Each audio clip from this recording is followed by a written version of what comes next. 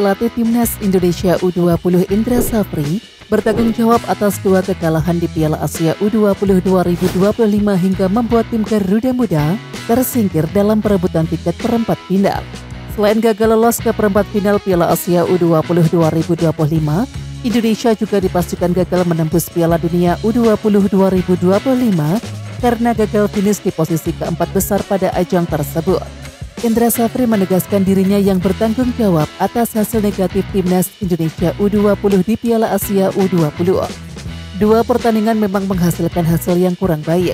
Kita kalah, tentu tetap kami sebagai pelatih saling bertanggung jawab di situ dan mengapresiasi kerja para pemain, kata Indra Safri, sumber rilis PSSI. Meskipun demikian, Indra Safri menilai pertandingan Piala Asia U20 memberikan pelajaran berharga untuk para pemain. Pertandingan di Piala Asia U20 ini di grup ada 3 kali pertandingan.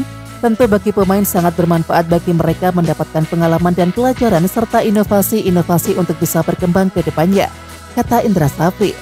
Ya, meskipun sudah tersingkir, Indra Safri menegaskan dirinya tetap akan memaksimalkan laga terakhir melawan Yaman untuk meraih kemenangan pada Rabu 19 Februari. Pelatih Timnas Indonesia U20 Indra Safri memastikan tekad untuk menutup partisipasi di Piala Asia U20 dengan kemenangan.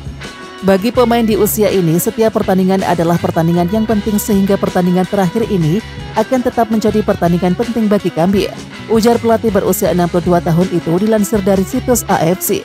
Kesempatan ini harus kami manfaatkan untuk memberikan kesempatan bermain kepada para pemain dan tentunya kami tidak ingin mengakhirinya tanpa kemenangan. Sementara itu, Indonesia dan Yaman memiliki nasib yang sama di fase grup. Kedua tim kalah bersaing dengan Iran dan juga Uzbekistan yang merebut tiket lolos ke babak perempat final dari grup C. Timnas U20 menempati posisi ketiga klasemen tanpa poin dengan selisih gol -5. Sedangkan Yaman berada di posisi juru kunci juga tanpa poin dan selisih gol -7. Timnas Indonesia U20 pantang kalah dari Yaman di laga nanti. Jika itu terjadi, maka Indonesia akan mengakhiri fase grup sebagai juru kunci. Jadwal siaran langsung Timnas Indonesia U20 versus Timnas Yaman U20 di matchday ketiga grup C Piala Asia U20 2025. Skuad Garuda Nusantara akan menantang Timnas Yaman U20 di Shenzhen Youth Football Training Base Center Stadium Shenzhen, China pada Rabu 19 Februari 2025 pukul 18.30 waktu Indonesia Barat. Laga ini memang sudah tidak menentukan kelolosan Timnas Indonesia U20 ke perempat final Piala Asia U20. Meskipun begitu, Timnas Indonesia U20 pantang tampil lemah saat menghadapi Timnas Yaman U20. Sebab gengsi negara dipertaruhkan dalam laga ini. Melihat demikian, peluang Timnas Indonesia U20 masuk 10 besar tim terbaik di Piala Asia U20 2025 masih terbuka. Caranya jelas, dengan menang telak atas Yaman U20, sambil berharap tim-tim yang kini menempati posisi 3 mendapatkan hasil negatif di matchday pamungkas. Berikut jadwal siaran langsung Timnas Indonesia U20 versus Timnas Yaman U20 di Piala Asia U20 2025, live di RCTI dan juga GTV. Penyerang Timnas Indonesia U20 Jens Reven berjanji akan memaksimalkan pertandingan melawan Yaman. Menurutnya ini jadi kesempatan terakhir mereka untuk bisa membuktikan diri. Apalagi ini adalah pertandingan pamungkas dan juga semua pemain bisa memiliki motivasi yang tinggi. Mereka siap untuk mengejar 3 poin dan mengunci posisi ketiga klasemen grup C. Kami semua akan berjuang untuk mengakhiri kampanye Piala Asia dengan baik, kata Jens Reven, sumber laman kompas.com. Pemain asal Dordrecht U21 ini melanjutkan bahwa melawan Yaman, mereka memiliki kans besar untuk mendapatkan kemenangan. Garuda Nusantara sempat melawan tim tersebut di babak kualifikasi yang lalu. Ini jadi modal penting dan dia yakin tim pelatih sudah memiliki taktik yang tepat untuk pertandingan tersebut. Tentunya mereka lebih percaya diri karena persiapan yang dilewati sudah cukup panjang. Terkait laga melawan Uzbekistan, Jens Reven menilai mereka sebenarnya bermain cukup baik. Pada babak pertama, Garuda Nusantara sukses memaksa laga berakhir dengan skor imbang 1-1.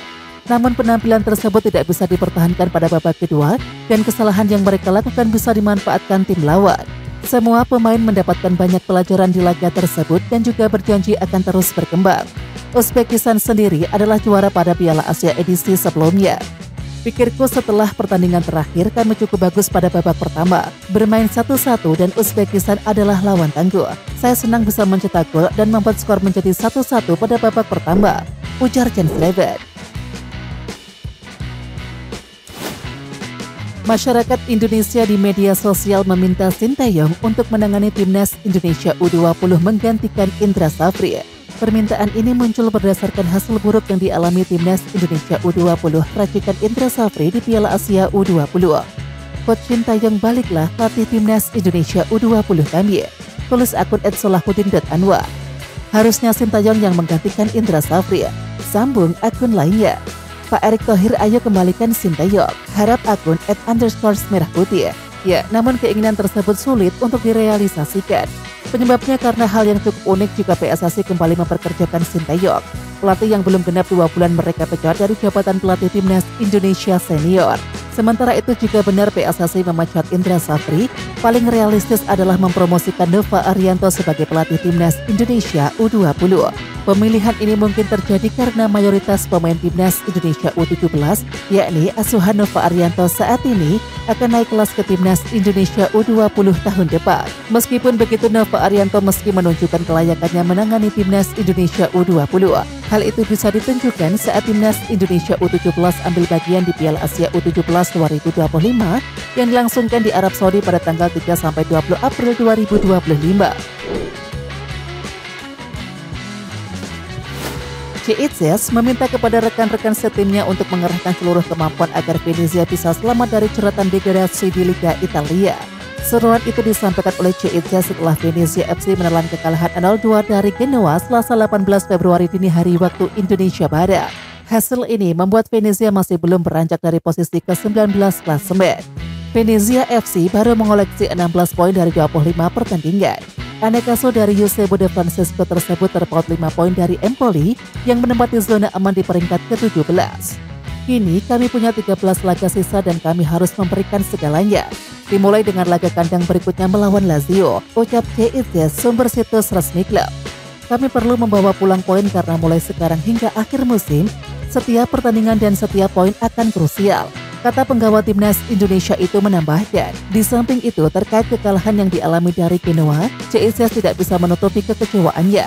I Leoni Alati atau julukan Venezia menelan kekalahan karena 2 gol yang diciptakan tuan rumah di 10 menit terakhir babak kedua.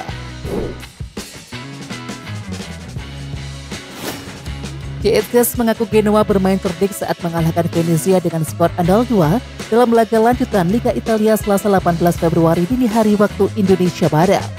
Terkadang kami memainkan permainan bagus meski kami kesulitan mengonversi peluang di depan gawang. Mereka pandai menghukum kami dalam 2 situasi, meski kami bertahan dengan baik selama 80 menit.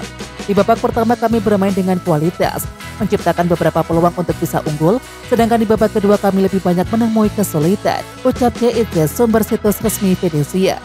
Kekalahan di markas Genoa membuat Venezia FC masih kesulitan untuk keluar dari zona degradasi. Tim yang diarsiteki oleh Eusebio de Francesco itu masih terpuruk di posisi ke-19 klasemen dan baru meraih 16 poin. Venezia berjarak 5 poin dari Empoli yang menempati batas aman di peringkat ke-17 klasemen Liga Italia. Sementara itu, Venezia akan menghadapi Lazio pada pekan ke-26 Liga Italia pada Sabtu 22 Februari mendatang. Ini akan menjadi laga sulit lainnya karena performa Lazio terbilang bagus musim ini dengan menempati posisi kelima klasemen.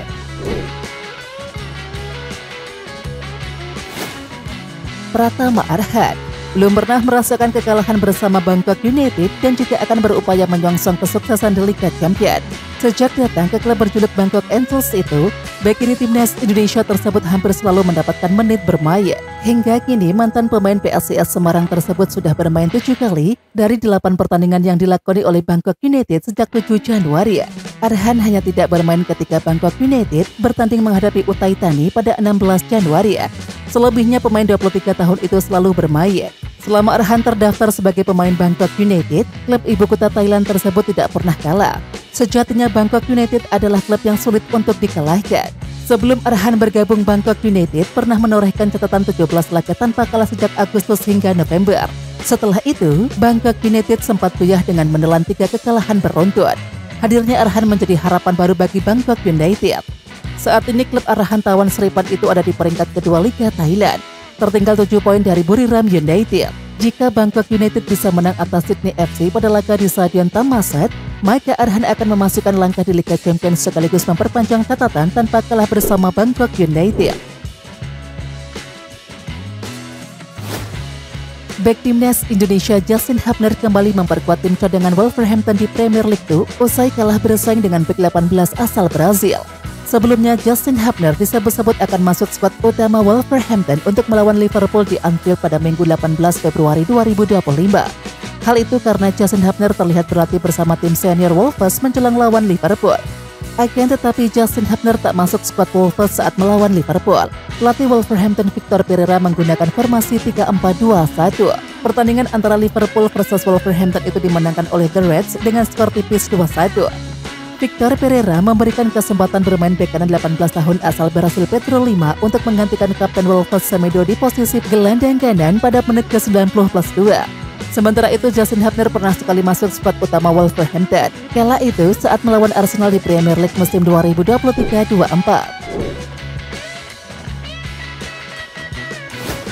Sejak pulih dari cedera, Elkan Bagot sudah kembali main reguler dan juga mendapatkan kepercayaan bermain sebagai starter di Blackpool FC.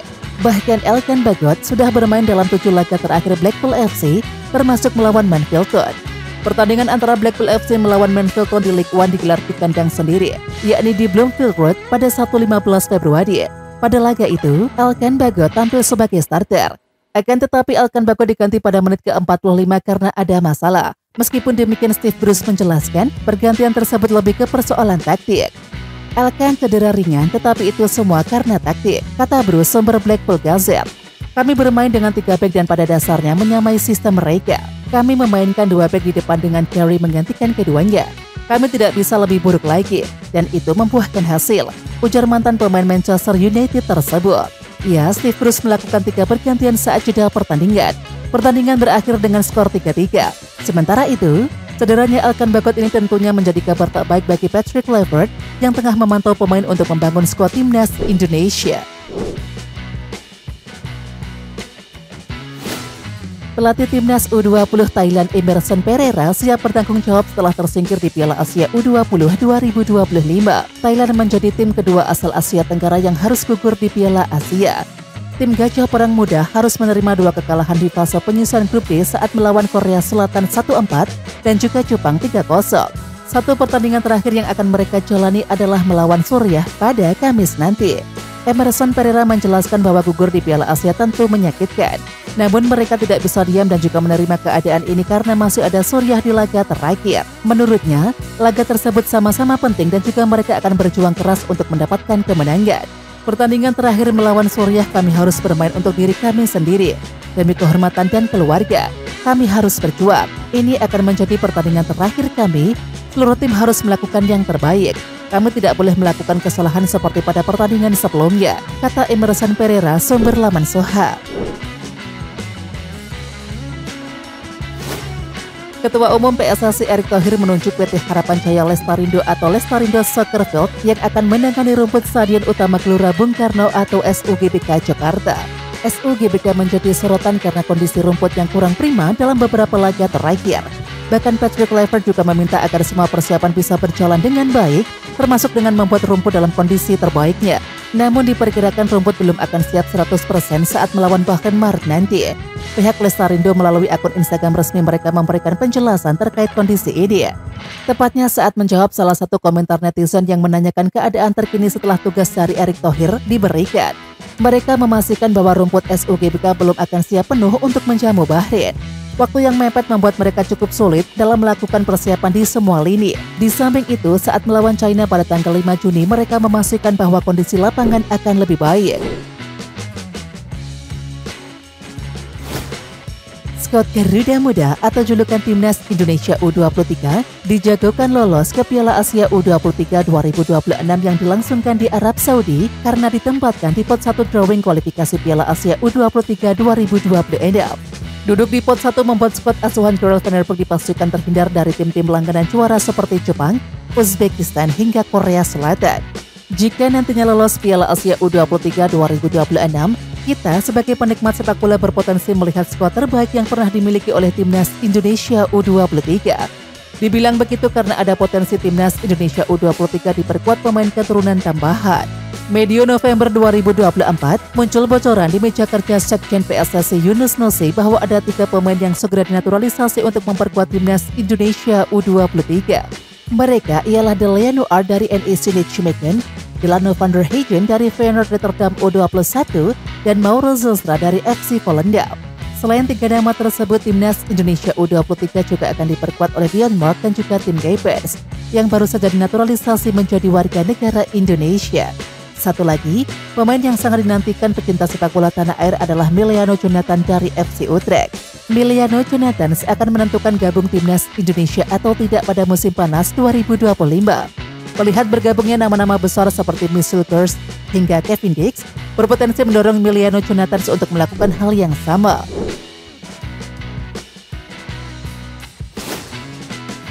Jika nama-nama yang disebutkan sebelumnya jadi bergabung, apa pola yang akan digunakan pelatih Karel van der Beek? Ya, formasi 3-4-3 berpotensi menjadi pilihan. Posisi kiper dipercayakan kepada Cahya Supriyadi. Kemudian posisi 3 bek sejajar ada Muhammad Ferrari, Dion Mark, dan juga Justin Hubner. Lanjut, posisi wingback kanan diisi oleh Delano R dan juga Tim Geipers di posisi sebelahnya. Untuk 2 gelandang sentral ada Marcelino Ferdinand dan Iver Janner bisa jadi pilihan. Bagaimana untuk lini depan? Ya, Miliano Jonathan akan bertugas sebagai winger kanan, Delano van der Hagen sebagai winger kiri, dan juga Mauro Zilstra sebagai penyerang tengah. Melihat komposisi pemain tersebut, sanggupkah Karel van der Beek membuat sejarah dengan mengantarkan timnas Indonesia U23 juara Piala Asia U23 2026? Ya, menarik untuk menantikan hasil racikannya.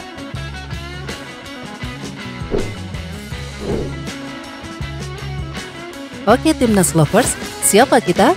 Kita Indonesia. Ayo kita dukung terus sepak bola tanah air Indonesia. Jangan lupa dukung terus Garuda Raya Channel dengan subscribe, like, dan komen karena saran dan kritik kalian sangat bermanfaat untuk perkembangan channel ini. Tungguin video selanjutnya dari Garuda Raya Channel. Salam olahraga.